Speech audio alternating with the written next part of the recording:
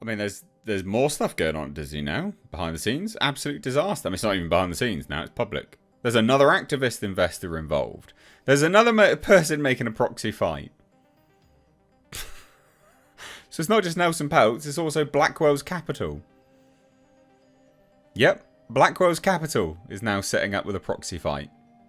Urging people. Even floating the idea of breaking the company up. What? Bearing in mind, this Blackwell's Capital doesn't actually own that much in terms of Disney stuff. So this is an interesting... God, to be a fly on the wall at Disney, I'm near speechless. To be a fly on the wall at Disney is insane. It is insane. Blackwell's, as a bit of a background, is a company which, an activist investor who wants 3 board seats. They also tried to block Nelson Peltz as well, have been pretty open against Nelson Peltz getting on the board, because lo and behold, they wanted to. Crazy. So hit subscribe if you're new here, guys. Turn the bell notifications on. Let's take a look at this. Disney activist investor Blackwell's floats the idea of splitting up the company as it officially launches Proxy Fight, and it nominates 3 to the board. Could this just be a bit of smoke and mirrors? Could this be Bob Iger establishing a public proxy fight with another person, so they have to choose him, but it was something which he orchestrated? Yes, absolutely. This stuff. Disney... I haven't done any reports on Disney for a while, so this is just gloriously funny. So funny. And we've got a few today, all in one go. So it's heating up.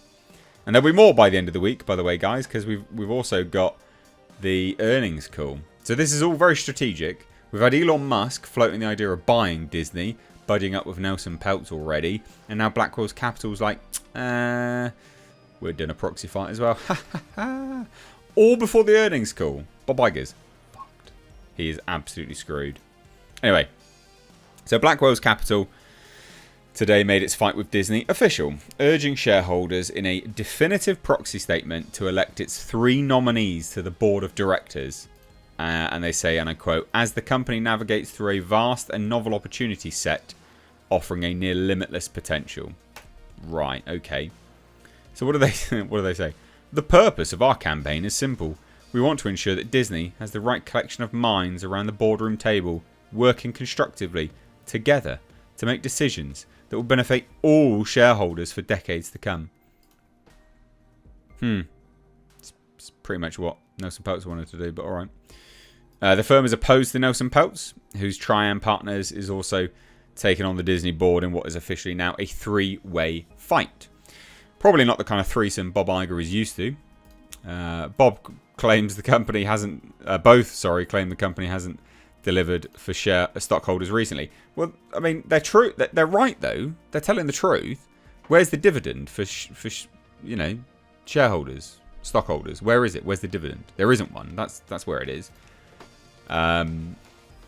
So, yeah, Blackwell's founder and chief investor officer, Jason Aintarby, said nominees Jessica Schell, Craig Hatkoff and Leah Sullivan would support the company in respectively media and content, real estate and strategic asset review, and physical, spatial computing and AI-driven experiences. Jason Aintarby is the definition of daddy's got a hedge fund kid, basically. That is basically his entire personality. So the expertise of Hatkoff, a New York real estate executive, extends to exploring all strategic possibilities with cold eyes. How about warm eyes? Including the potential separation of Disney into 3 entities, beginning with a management reorganization and leadership selection for each business and resulting in standalone public companies. That's interesting. Isn't that interesting that they want to split it up?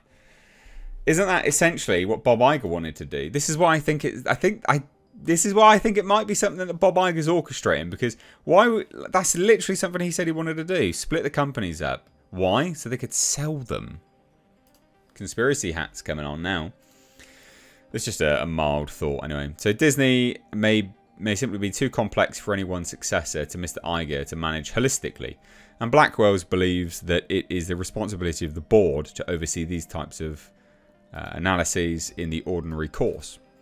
It also floated the idea of Disney separating its owned real estate, which it says represents about 44% of its market cap at cost, into an independent publicly listed REIT, or a series of investment vehicles in which the shares, cash and or interest could be distributed to shareholders. Very interesting. This is really, really interesting. So, I mean, you know, Deadline says that the showdown will come at Disney's annual meeting scheduled to be held virtually on April 3rd. But yeah, this is pretty major. This isn't a small thing for them to release this statement, to sit there and go, you know what, actually, we want a piece of this pie as well. That's huge. That's absolutely huge. And like I said, you know, this three-way battle, absolutely not the type of three-way Bob wants, is now, unfortunately, what he's got if it's not orchestrated by Bob Iger, which I genuinely wouldn't put it past him. I know it sounds like conspiratorial nonsense, but I wouldn't put it past him, because then it's like he's choosing between, you know, the lesser of two evils. But actually it was all orchestrated. These people are basically doing what they're suggesting to do, what he wanted to do in the first place, which is break the company up. And that's what the rumours started, that he was looking to sell it. Because you can't really sell it as a whole if you're going to sell the streaming business to another company and all these other things. But also it wouldn't really make sense to split the company up, because if you split the company up, you then have massively dead, lagging businesses, because the media arm of Disney's not doing well. It's not doing well at all. But I guess that's a way that they can license things to themselves.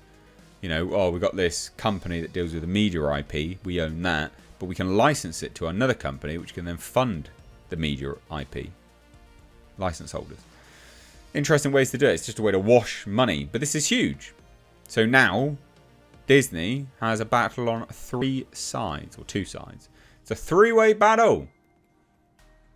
Genuinely insane. Not what I had on my bingo card for 2024. Not this early on anyway. And this is all just before the earnings call. You've got to remember that. This is all just before the earnings call. You had Elon Musk essentially floating the idea that he was going to buy Disney. Now you got Blackwell's Capital here saying all of this stuff just before an earnings call. All of this just before an earnings call. This is huge. Huge, I tell you. What do you guys think? Let me know down below. Cheers, guys. Take care. Bye-bye now.